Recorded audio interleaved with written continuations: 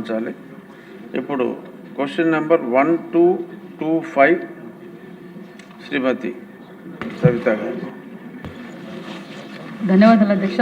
ఒకటో ప్రశ్నకు లేదండి, రెండో ప్రశ్నకు లేదండి. అయితే అనంతపురం జిల్లాలోని రాయదుర్గంలో ఇప్పటికే ఒక టెక్స్టైల్స్ పార్క్ పనిచేస్తుంది.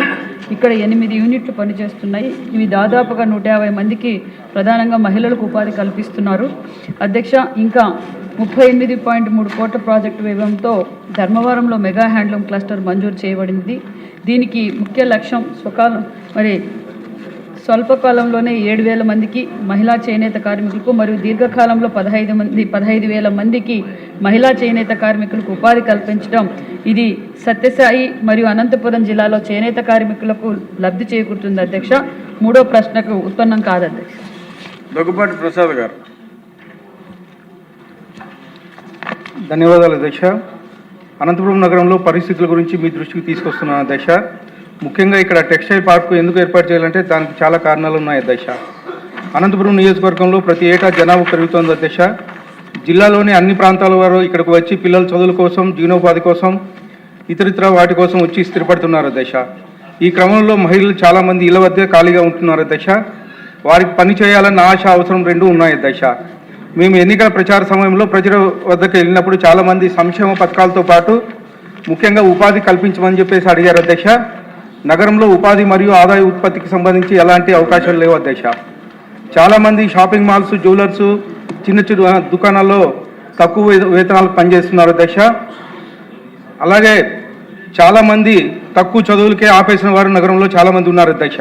ఇలాంటి వారి కోసం టెక్స్టైల్ పార్క్ ఏర్పాటు చేయాల్సిన అవసరం ఉంది అధ్యక్ష. ఒక భారీ టెక్స్టైల్ పార్క్ అనంతపురం నగర పరిసర ప్రాంతాల్లో ఏర్పాటు చేస్తే చాలామందికి ఉపాధి దొరికే అవకాశం ఉంది అధ్యక్ష. అంతేకాకుండా దీనికి అనుబంధంగా మరికొన్న చిన్న పరిశ్రమలు వచ్చే అవకాశం ఉంది అధ్యక్ష. అనుబంధ యూనిట్ల ద్వారా ఆర్థిక వనరులు పెరుగుతాయి అధ్యక్ష. అలాగే ఇప్పటికే ఇందుకు సంబంధించి మా జిల్లా ఇన్ఛార్జ్ మంత్రి గారికి విజ్ఞప్తి చేశాం అధ్యక్ష. దయచేసి అనంతపురం నగరానికి సమీపంలో రెడీమేడ్ టెక్స్టైల్ పరిశ్రమను ఏర్పాటు చేసేలాగా చర్యలు తీసుకోవాలని చెప్పేసి మీ ద్వారా కోరుతున్నాను అధ్యక్ష. ధన్యవాదాలు అధ్యక్ష.